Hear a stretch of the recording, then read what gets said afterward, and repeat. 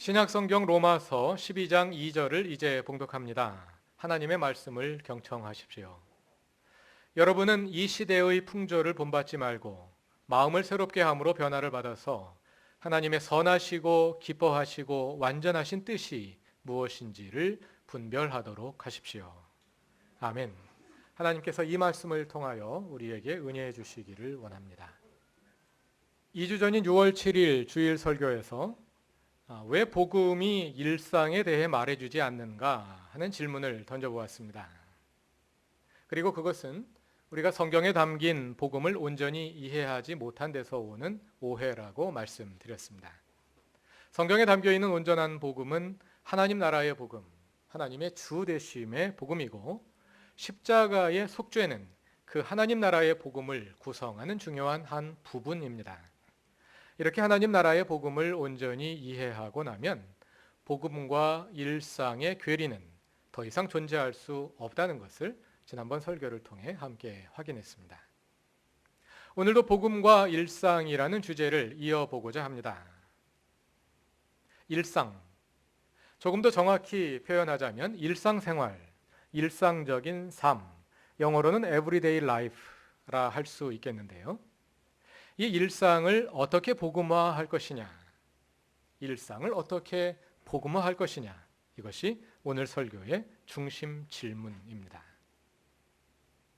복음화, 영어로 evangelization은 그동안 전도라는 뜻으로 많이 사용되어 왔습니다. 교회에 안 다니는 사람에게 전도를 해서 교회에 다니게 하는 것, 그래서 어느 집단에 기독교인의 비중이 커지게 하는 것, 그것을 가리켜 복음화라 불러왔습니다. 복음화가 왜 전도와 동의어가 되었는지 그것에 대해서는 지난번 설교에서 말씀드린 바 있습니다. 십자가 속죄의 복음에 의하면 복음을 믿는 것은 곧 십자가 속죄의 교리를 받아들이는 것인데요. 그렇게 이해할 때 세상을 복음화하는 것은 곧 십자가 속죄의 교리를 믿는 사람들이 많아지게 하는 것이고, 그래서 복음화란 곧 기독교화 또는 전도와 동의어일 수밖에 없었던 것이죠. 그러나 복음을 하나님의 주 되심의 복음으로 온전히 이해하고 나면 복음을 전한다는 것, 그리고 어떤 개인이나 집단을 복음화한다는 것은 단지 그 사람을 교회에 나오게 하는 것으로 그치지 않는다는 것을, 또 그 집단의 기독교인의 비중을 높이는 것을 단순히 의미하지 않는다는 것을 알 수 있습니다. 저는 오래전에 한동안 기독교인이 운영하는 회사에서 설교 목사로 일했던 적이 있습니다. 그 회사의 직원들은 예배 참석이 의무화되어 있어서 매주일 1시간씩 전 직원이 모여서 예배를 드립니다. 그렇게 예배를 의무화하여 드리는, 이루려 하는 목표는 사원 복음화였습니다. 물론 그러한 사원 예배를 잘 활용하면 직원들을 전도하는 데 도움이 될 것이고 그만큼 그 회사는 기독교화 될 수 있을 것입니다. 그러나 이렇게 회사가 기독교화 된다고 해서 그것을 곧 복음화와 동일시할 수는 없다는 것입니다. 회사가 복음화된다는 것은 단지 직원 중에 기독교인의 비율이 높아지는 데서 그치지 않고 회사의 운영에, 그리고 회사 구성원들의 관계 속에 하나님의 주 되심이 이루어지는 것입니다. 그것이 그 회사가 복음화되는 것입니다. 그것은 개인에게서도 마찬가지입니다. 한번 우리 자신에게 질문을 던져봅시다. 나는 복음화되었습니까? 내가 복음화된다는 것은 단지 내가 교회에 다니는 것으로 그치지 않고 나의 교회 생활과 일상 생활에 하나님의 주 되심이 이루어지는 것입니다. 우리 삶에는 이미 복음화가 시작되었습니다. 왜냐하면 우리가 예수님을 주님으로 영접했기 때문입니다. 그러나 그 복음화는 아직 완료되지 않았습니다. 우리는 계속하여 복음화되어 가야 합니다. 금년 우리 교회의 키워드가 나의 변화입니다. 나의 변화란 다른 말로 하면 나의 복음화입니다. 나의 교회 생활과 일상 생활을 복음화하는 것입니다. 우리가 예수님을 주님으로 받아들임으로써 이미 우리 삶의 복음화가 시작되었는데 그 복음화를 하나님께서 친히 이끄시고 촉진하시고 완성하시도록 우리 자신을 끊임없이 하나님께 내어드리는 것입니다. 오늘은 이 문제를 조금 더 구체적으로 생각해 보기로 합시다. 일상을 복음화한다는 것은 우리의 일상의 삶에서 복음이 구체적으로 현실화되게 하는 것인데요. 그렇게 하기 위해서는 우리가 지금까지 공부해온 복음의 내용을 되돌아보며 그것을 우리의 실제 삶에 적용하여 복음의 실제적인 의미가 무엇인지 찾다 보면 자연스럽게 우리의 일상을 복음화할 수 있게 될 것입니다. 다 같이 오늘의 본문인 로마서 12장 2절을 함께 읽어보겠습니다. 여러분은 이 시대의 풍조를 본받지 말고 마음을 새롭게 함으로 변화를 받아서 하나님의 선하시고 기뻐하시고 완전하신 뜻이 무엇인지를 분별하도록 하십시오. 이 본문은 올해 우리 교회의 주제 말씀이라고 할 수 있는 구절입니다. 새해 첫 주일 올해의 주제인 나의 변화에 대해 설교할 때 본문이었고요. 또 지난번 설교와 오늘 설교의 본문이기도 합니다. 또 금년 들어 설교에 자주 등장했던 본문입니다. 여기에서 이 시대의 풍조로 번역된 말은 직역하면 이 세대입니다. 이 세대를 따르지 말고 하나님의 뜻을 분별하라. 이 세대에 대해서는 몇 번 설명을 드린 적이 있습니다. 그러나 그 사이 또 새로 나오신 교우들이 있고 또 그 가운데는 교회에 처음 나오신 분들도 있기 때문에 다시 한번 설명하겠습니다. 신약 성경 당시 유대인들이 가지고 있었던 묵시적 세계관에서 역사 전체는 이 세대와 오는 세대라는 두 기간으로 나뉩니다. 이 세대란 지금 우리가 살고 있는 이 시대를 가리키는데요. 태초부터 시작해서 하나님의 나라가 시작될 때까지 그 전체 기간이 이 세대입니다. 그리고 오는 세대란 하나님의 나라를 가리키는 말입니다. 여기서 이 세대, this age, 이 말은 기본적으로 시간을 가리키는 말입니다. 그러나 동시에 이 세대는 이 세대를 다스리는 또 이 세대에 영향력을 행사하고 있는 사탄의 세력과 사탄의 영향 아래에 있는 현실 통치자들을 가리키기도 하고 또 그 통치자들의 동조하여 살아가는 사람들을 가리키기도 하고 또 그 사람들이 살아가는 삶의 방식을 가리키기도 합니다. 그 전체를 가리켜서 파라오의 질서라고 할 수 있겠습니다. 로마서 12장 2절에서 너희는 이 세대를 본받지 말라고 할 때 이 세대는 바로 이 세대 사람들의 삶의 방식을 가리킵니다. 그래서 새 번역은 그것을 이 시대의 풍조라고 번역하는 것입니다. 좀 더 넓게 확장해서 파라오의 질서를 따르지 말라 이렇게 읽을 수도 있겠습니다. 이렇게 이 세대라는 단어에는 여러 가지 함의가 담겨 있습니다만 그것을 둘로 요약해 보자면 하나는 가장 기본적인 의미인 시간적인 의미이고 다른 하나는 그의 함의된 파라오의 질서라 할 수 있겠습니다. 오늘은 이 두 가지 의미를 중심으로 해서 우리의 일상을 어떻게 복음화할 수 있을까 하는 그 길을 조금 더 구체화해 보고자 합니다. 먼저 파라오의 질서입니다. 파라오의 질서에 대해서는 그동안 설교에서 자주 언급해 왔습니다만 이건 역시 복습 삼아서 다시 한번 살펴보기로 하겠습니다. 우리가 하나님의 주 되심을 어떻게 이룰 것인가 하고 질문해 보면 다분히 모호하고 추상적이라고 느끼기 쉽습니다. 하나님의 주 되심이라 그게 무엇을 의미하는가? 그래서 본문은 하나님의 뜻을 분별하라는 긍정 명령에 이 세대를 따르지 말라는 부정 명령을 더함으로써 그것을 구체화해 주는 것입니다.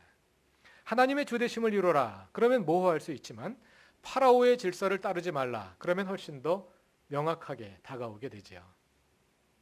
이것은 신구약 성경의 반복되는 핵심 메시지이자 자주 사용되는 어법이기도 합니다. 먼저 구약 성경을 읽어보자면 모든 율법의 핵심을 담은 10계명의 제1계명이 그것입니다. 하나님 외에 다른 신을 섬기지 말라. 하나님을 섬겨라. 이렇게 긍정문으로 말하면 될 것을 왜 하나님 외에 다른 신을 섬기지 말라 이렇게 부정문으로 말한 것일까요? 그렇게 함으로써 하나님을 섬기는 것이 무슨 뜻인지 더 분명하게 해주는 것입니다. 출애굽한 이스라엘의 현실에서 그 다른 신이란 바로 파라오였습니다. 출애굽한 이스라엘의 입장에서 볼 때 하나님을 섬긴다는 것은 추상적인 것이 아니라 매우 구체적인 것입니다. 하나님을 섬긴다는 말은 파라오를 섬기지 않는다는 뜻이기 때문입니다. 파라오가 신이 되어 지배하고 있는 이 세상의 질서, 즉 파라오의 질서가 하나님보다 더 강한 영향력을 발휘하고 있는 이 현실에서 파라오의 질서를 따르지 않고 하나님의 주 되심을 이루는 것, 그것이 우리의 일상을 복음화하는 것입니다. 신약으로 와보자면 복음서에 담긴 예수님의 하나님 나라 복음을 한마디로 요약하는 말씀이 마가복음 1장 15절입니다. 여기서 예수님은 이렇게 선포하십니다. 때가 차서 하나님의 나라가 가까웠다. 회개하고 복음을 믿으라. 회개하고 복음을 믿으라. 하나님을 주님으로 받아들이는 것이 복음을 믿는 것이고, 하나님 외에 다른 주로부터, 즉 파라오의 질서로부터 떠나는 것이 회개하는 것이지요. 하나님을 믿기 위해서는 반드시 파라오의 질서로부터 떠나야 합니다. 회개하지 않으면 믿을 수도 없습니다. 동시에 두 주인을 섬길 수는 없습니다. 그래서 마태복음 6장 24절에서 예수님은 분명히 말씀하시는 것입니다. 아무도 두 주인을 섬기지 말라.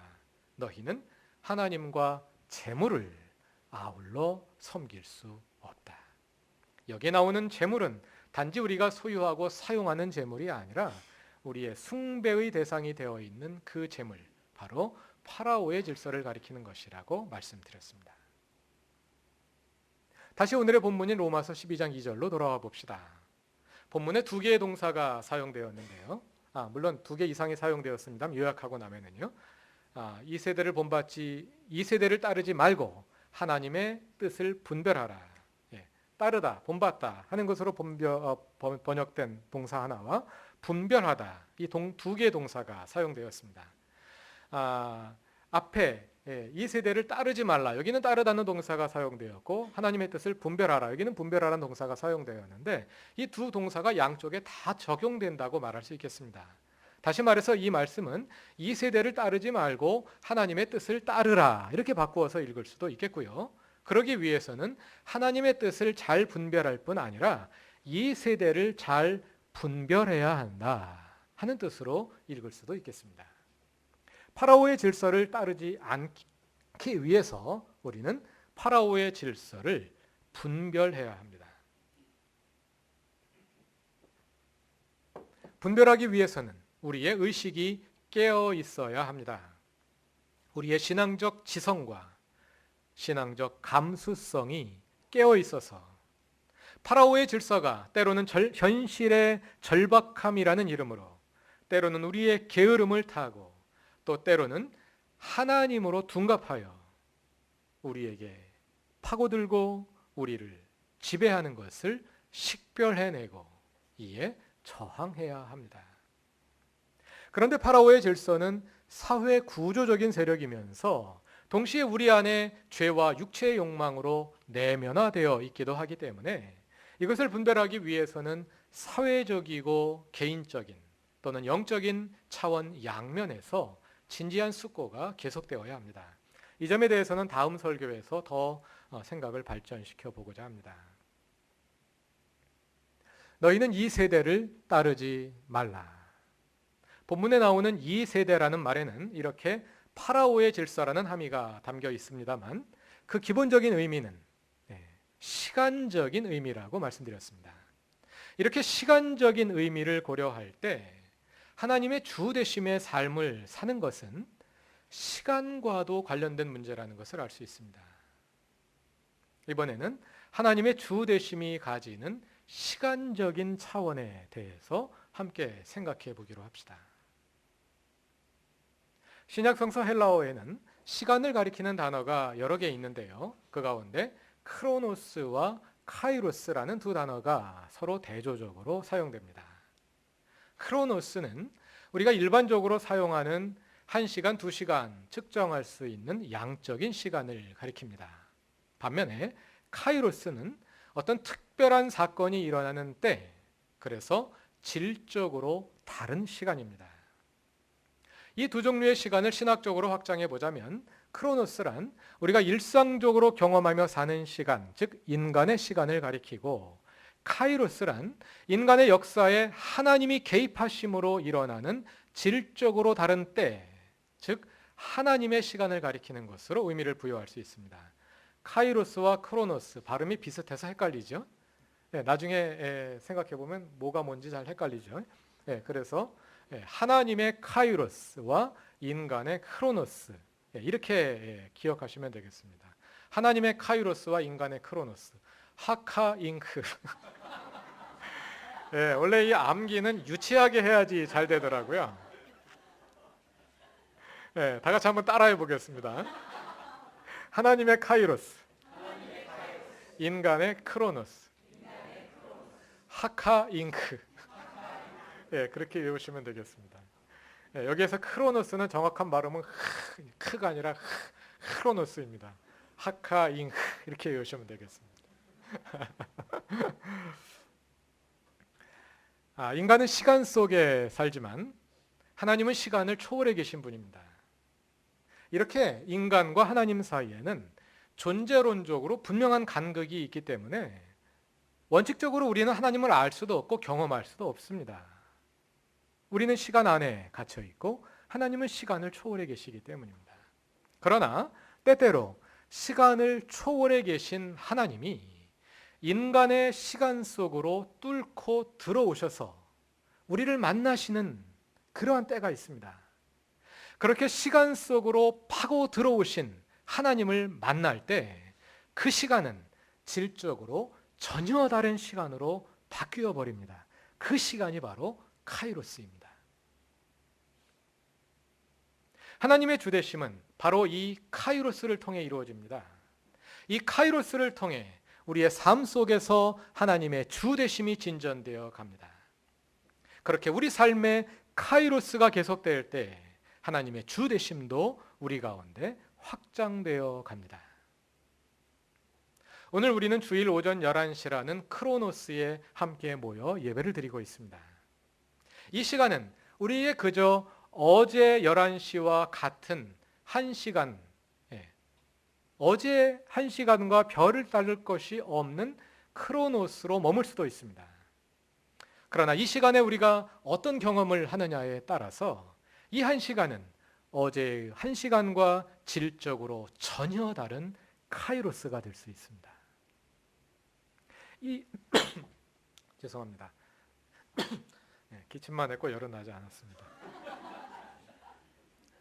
이 예배에서 하나님을 경험하시기 바랍니다. 그래서 오늘 이 시간이 질적으로 다른 시간, 즉 하나님의 카이로스가 될 수 있기 바랍니다. 크로노스와 카이로스의 차이는 예배에서뿐 아니라 우리의 일상에서도 나타날 수 있습니다. 우리의 일상에서 하나님의 주되심이 경험될 때, 그래서 우리 삶에서 하나님이 우리의 주님이 되실 때 우리의 크로노스가 카이로스로 질적인 변화를 일으키는 것입니다. 인간의 카이로스는 다람쥐 쳇바퀴 돌듯 반복되는 시간입니다. 학교를 졸업하면 직장인이 되고, 시간이 지나면서 경험과 지식이 쌓이고, 그러면서 명성과 지위와 수입이 늘어나는 그러한 시간입니다. 크로노스에 맞추어진 사회는 경쟁 사회입니다. 학생들은 주어진 시간에 누가 더 많이 지식을 습득하여 시험에서 높은 성적을 받느냐를 가지고 경쟁합니다. 그 경쟁은 졸업한 이후에도 이어집니다. 그래서 어떤 직업을 가지고 어떤 지위에 오르느냐에 따라 똑같은 1시간 일하고도 버는 수입이 달라집니다. 시간의 교환 가치가 달라집니다. 그래서 크로노스에 매여 사는 사람들은 늘 비교하며 살아갑니다.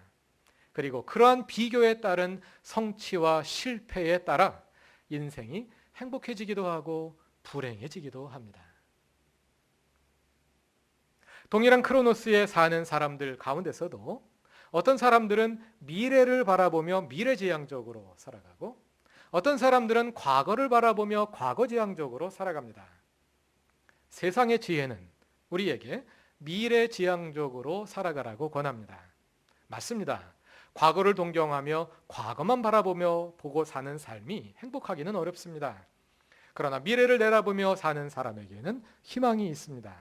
비록 오늘은 가난하고 힘없고 슬픈 일들이 계속 찾아오고 그래서 지치고 힘들고 폼나지 않은 인생을 살고 있을지라도 오늘보다 나아질 미래를 바라볼 때 우리는 그 미래로 인해 행복할 수 있고 미래를 바라보는 그 희망이 오늘의 삶을 변화시키기도 합니다. 이런 희망을 가질 줄 아는 사람이 지혜로운 사람입니다. 그러나 이러한 희망은 하나님을 믿지 않는 사람도 가질 수 있는 것입니다. 성경에도 이런 지혜가 담겨 있지만 굳이 성경을 읽지 않아도 다른 곳에서도 충분히 이런 지혜를 배울 수 있습니다. 물론 그런 지혜도 훌륭한 지혜입니다. 그러나 이것은 인간의 시간 크로노스에 머물고 있는 지혜, 크로노스의 지혜입니다. 하나님을 모르는 사람들뿐만 아니라 우리 그리스도인들 가운데서도 많은 사람들이 인간의 크로노스에 갇혀서 살아갑니다. 희망을 가지고 있지만 그 희망조차 크로노스에 머물러 있습니다. 그래서 하나님께 간절히 기도하지만 그 기도의 제목도 모두 크로노스에서 잘 되기 위한 것들입니다. 이러한 그리스도인들도 기도 가운데 예배와 찬양 가운데 하나님의 카이로스를 경험하기도 합니다. 하나님이 인간의 시간을 뚫고 들어오셔서 우리를 만나 주시는 그 만남으로 인해 하나님의 시간 카이로스를 경험하게 되는 것입니다. 그러나 그렇게 카이로스를 경험하고서도 우리의 모든 관심이 인간의 시간 크로노스에 갇혀 있기 때문에 하나님을 만난 카이로스의 경험을 인간의 시간 크로노스의 경험으로 전락시켜버리고 맙니다. 말하자면 우리는 인간의 크로노스를 위해 하나님의 카이로스를 추구하고 있는 것입니다. 일상의 복음화란 그 반대로 일상의 크로노스들을 하나님의 카이로스로 변화시켜 가는 것입니다. 그것은 삶의 목표를 바꾸는 것입니다.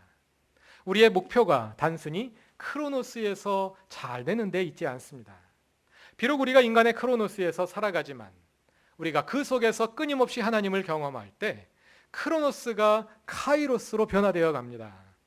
그 변화에 우리의 삶의 목표를 두는 것입니다. 그것은 우리의 희망을 바꾸는 것입니다. 단지 크로노스의 미래가 오늘보다 더 나아질 것이라는 점이 우리의 희망이 되지 않고 하나님께서 결국 내 삶에 결정적으로 개입하셔서 하나님께서 개입하셔서 그 카이로스가 나의 크로노스를 변화시킬 것이라는 그 점에 희망을 두는 것입니다. 그래서 하나님의 나라가 이미 시작되었으나 아직 완성되지 않은 이 아직 아니의 고통의 시대를 살아가되 오늘의 크로노스를 카이로스로 삼아 하나님의 주 되심의 삶을 살아갈 수 있게 되는 것입니다. 너희는 이 세대를 따르지 말고 하나님의 뜻을 분별하라. 우리가 이 세대를 거스르지 못하고 이 세대에 끌려가는 이유는 우리의 믿음이 크로노스의 한계를 벗어나지 못하기 때문입니다. 우리의 눈이 크로노스에 갇혀 있을 때 우리는 크로노스의 시간 저 너머에 계시는 하나님을 경험하지 못합니다. 그래서 하나님이 아닌 파라오의 질서에 굴복할 수밖에 없는 것입니다. 그러나 우리가 크로노스 너머에 계시는 하나님께 희망을 둘 때 우리는 그 크로노스를 뚫고 들어오시는 하나님의 카이로스를 경험할 수 있게 되고 그 하나님의 능력으로 비로소 파라오의 질서를 거스를 수 있게 됩니다. 일상에 복음하는 그 하나님의 시간으로부터 하나님의 카이로스로부터 시작되는 것입니다. 사랑하는 그루터기 교회 교우 여러분, 일상을 복음화하는 그 능력은 오직 우리의 주님 되시는 하나님으로부터 나옵니다. 우리가 성령에 이끌려 살 때 비로소 나의 복음화, 우리가 기대하는 나의 변화가 시작됩니다. 성령은 우리를 하나님과 소통하게 하시는 분입니다. 우리와 하나님 사이에 소통이 일어나는 시간, 그 시간이 바로 카이로스입니다. 그래서 성령을 카이로스의 하나님이라고 부를 수도 있을 것입니다. 우리의 일상의 삶이 그 성령의 경험, 하나님의 카이로스의 경험으로 가득 찰 수 있기를 바랍니다. 그래서 우리의 일상이 단지 크로노스의 연속으로 그치지 않고 하나님의 카이로스로 가득한 시간이 되기를 바랍니다.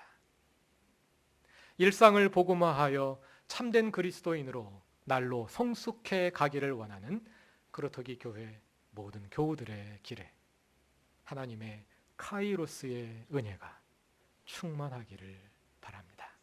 다 같이 기도드리겠습니다. 하나님, 세상의 많은 사람들이 인간의 크로노스에서 잘 되기를 추구하며 살아갑니다. 그 크로노스 속에서 그저 오늘보다 더 나은 미래를 꿈꾸며 살아갑니다. 그러나 크로노스에는 구원이 없습니다.